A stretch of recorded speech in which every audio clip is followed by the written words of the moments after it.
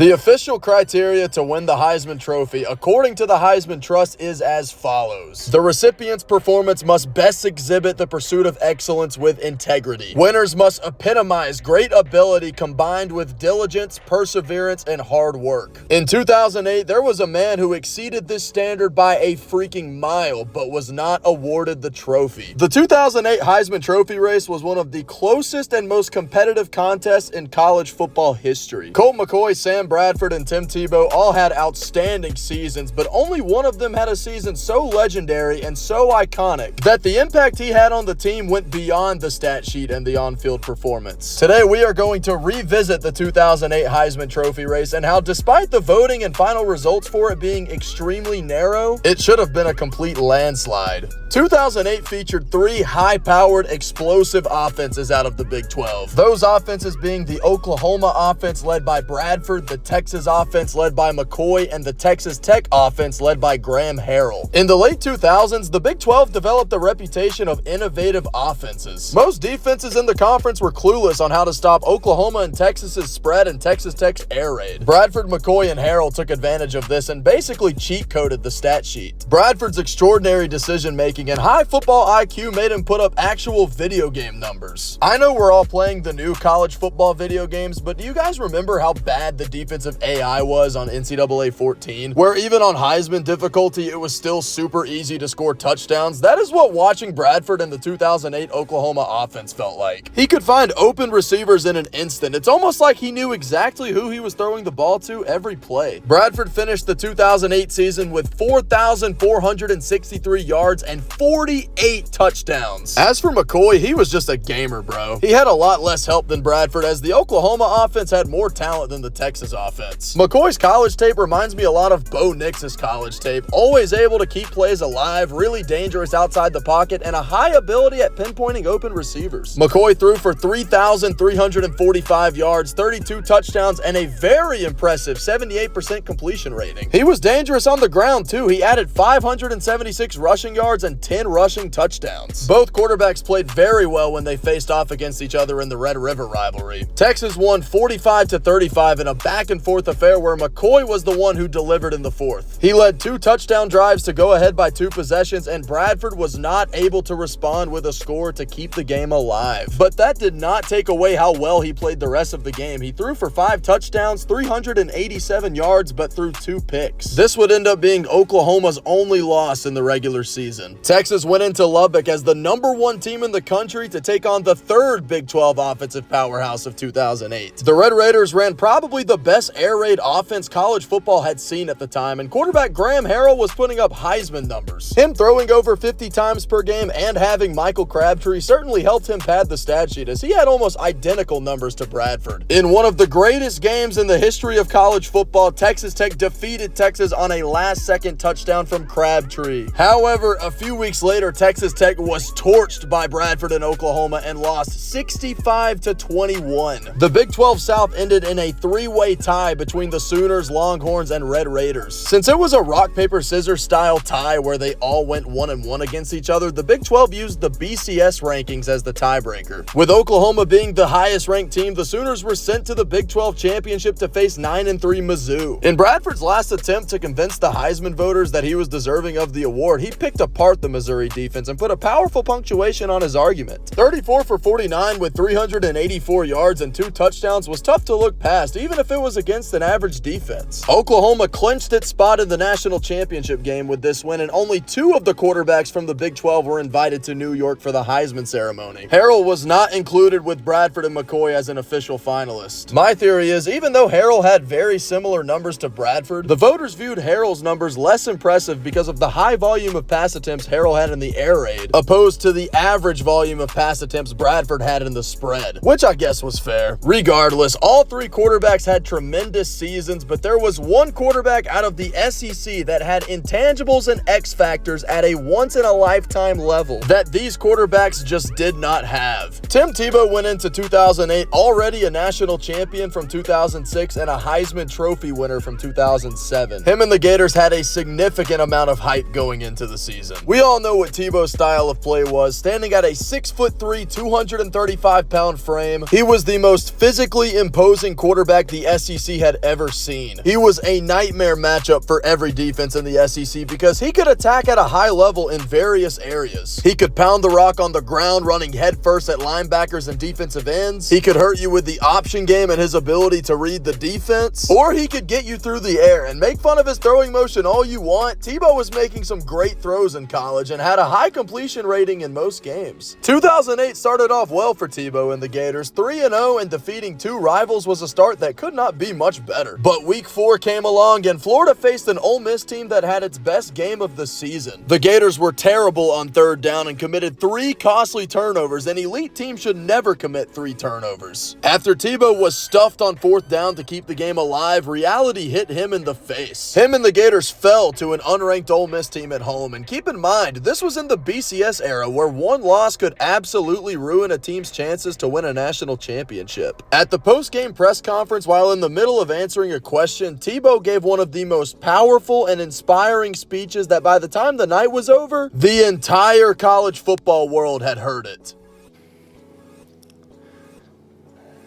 I'm sorry. Extremely sorry. You know, we were hoping for an undefeated season. That was my goal. Something Florida's never done here. But I promise you one thing. A lot of good will come out of this.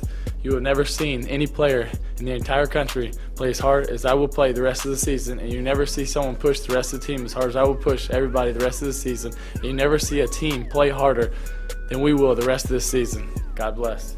See, here's the thing about champions. They do not take losing well. Oftentimes, Heisman moments come on the field on a crazy play or a game-winning drive, but a serious argument could be made that this was the first Heisman moment that came off the field. Because what followed after this speech was some of the most dominating displays of football we have ever seen. Like I said, the entire college football world had heard the speech, and that included the Florida locker room. The accountability that Tebow took on that podium resonated with all of his teammates. They knew that at that point in the season, they were not giving the best effort they possibly could every practice, every workout, and every play. The day after the loss and the speech, Florida had its best and most intense practice of the season, proving that Tebow's speech was not just motivational jibber-jabber, it was an actual declaration. Words often do not translate into actions, but if the words were coming out of Tim Tebow's mouth, you could bet your ass there was going to be hell to pay. For the rest of the season, Tebow and Florida punished every defense they went up against. They scored 51 points versus the defending national champions LSU, 49 points against rival Georgia in a revenge game, and overall averaged 52 points per game the rest of the season. Tebow was targeted every possession he went on the field. Defenses wanted to smash him, but he would always impose his will, and even after taking beatings every drive, he was still always able to make big-time throws. By the end of the regular season, Tebow had the stats, the aura, and the off-the-field Heisman moment, but he still needed that on-the-field Heisman moment. That moment came in the SEC championship versus none other than Nick Saban and #1 Alabama. Tebow would have to play without his best offensive weapon, Percy Harvin, who suffered an injury the week before. In a game that was a classic physical SEC football game, Tebow and the Gators were truly tested against one of the best defenses in all of college football. With Alabama up 20-17 in the 4th quarter, this was the first time since the Ole Miss game Florida had to make plays down the stretch to win. And what Tebow did was one of the most impressive displays of leadership and poise in the history of college football. After going back ahead 24-20, Tebow and the Gators had the opportunity to put the game away. On 1st down, Tebow, calm in the pocket, delivered a dime to Lewis Murphy on the sideline to the outside shoulder. On 3rd and goal at the 5, a field goal would give Alabama a chance to tie or take the lead on its next drive, but a touchdown would all but seal it. These are the kinds of opportunities champions dream of. After taking beatings all game from the tough and physically demanding Alabama defense, Tebow put the ball in the only spot Riley Cooper could haul it in, and it was at that very moment, in my opinion, Tim Tebow sealed the 2008 Heisman Trophy. On the biggest play, on the biggest stage, in the biggest game, he made the play of the year for his team and officially backed up every word he said on that podium in Gainesville after the Ole Miss loss. Tebow truly had the heart and soul of a lion.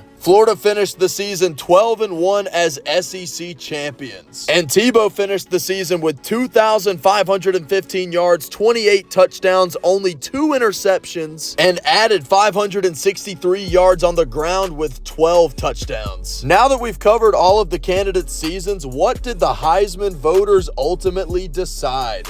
On December 13th, 2008, Sam Bradford won the Heisman Trophy over Tim Tebow and Colt McCoy. But there was a giant catch. It turned out, once the voting results were revealed, Tebow actually received more first-place votes than Bradford. Before we get into why I think Tebow deserved it, can we talk about how stupid this voting system is? Since when do we determine a true winner of an award based on whatever the hell this is? Common sense should tell you to vote for one winner. First place is the only damn place that matters. We've all seen Talladega Nights and know the famous "if you ain't first, you're last" quote. In this case, it's true. I'm pretty sure this is still how the Heisman voting system works. Why are we letting second and third place votes dictate and override first place votes? So freaking stupid, man. If you're a Florida fan and you want to claim Tebow has 2 Heismans, I am not going to stop you, because technically he had the most first place votes, and if we were using a normal system, he would have been the winner. With that being said, let's get into why I believe Tebow deserved the Heisman over Bradford. Let's go back to the official criteria of the Heisman Trophy. The recipient's performance must best exhibit the pursuit of excellence with integrity. Winners must epitomize great ability combined with diligence, perseverance, and hard work. First off, when we accommodate for the adversity Tebow and the Gators faced early in the season and the response that followed it, there has never been a single season display of that last sentence of the criteria than that of Tebow in 2008. I'm sure Bradford was a good leader, but there are levels to this shit. Secondly, the eye test, and I can see the comments now how Bradford was a perfect quarterback prospect, this and that. And yes, he was.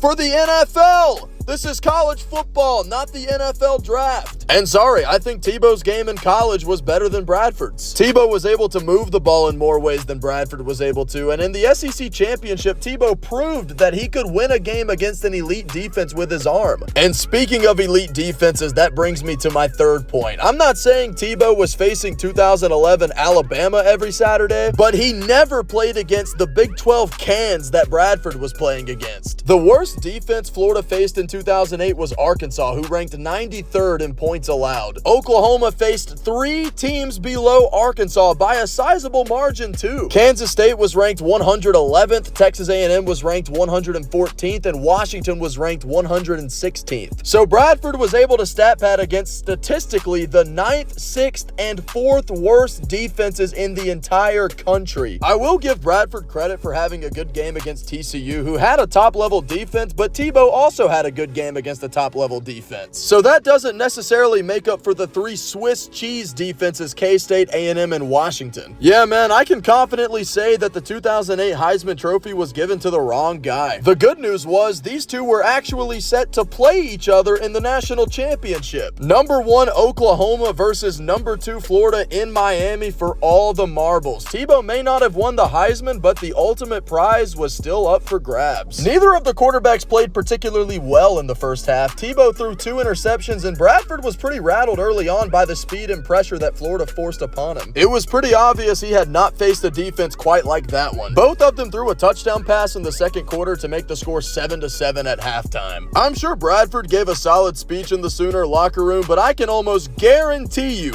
that it did not top what Tebow said in the locker room. Let's go, get in here! Let's go. Get in here right now! Get in here! Hey, we got 30 minutes for the rest of our lives! 30 minutes for the rest of our lives! That's our bet on the first half. It ain't happening. We get the ball. I promise you one thing. We're going to hit somebody, and we're taking down the field for a touchdown. I guarantee you that. Guarantee. Look at me.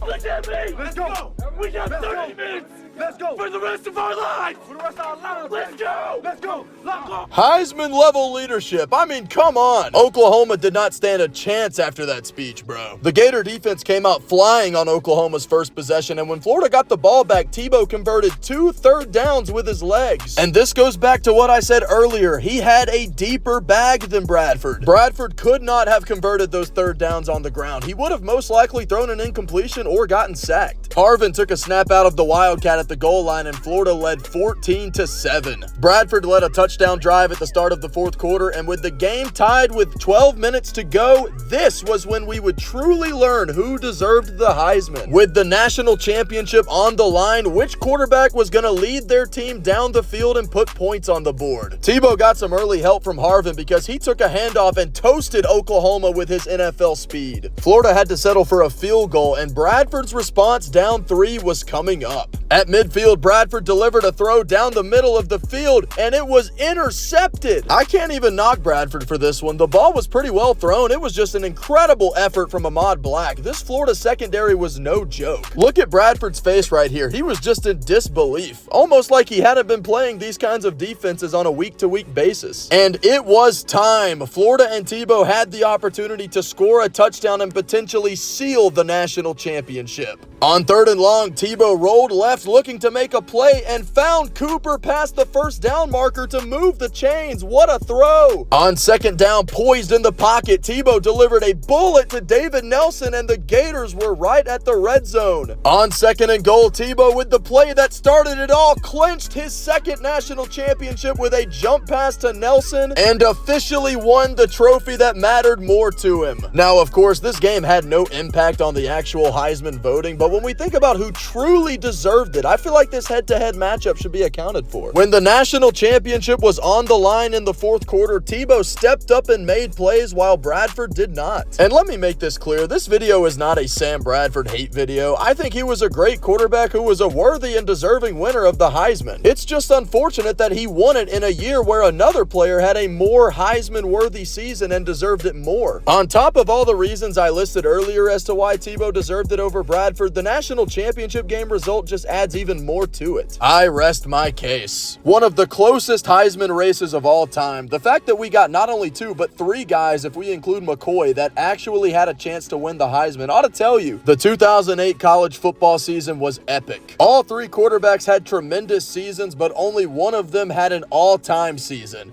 and that was Tim Tebow. That is going to do it for this video. Be sure to like and subscribe and leave a comment. Answer the $1 million question. Who deserved the 2008 Heisman Trophy? I look forward to hearing you guys either tell me I'm an idiot or I'm a genius. Thank you guys so much for watching, and I will see you all in the next video.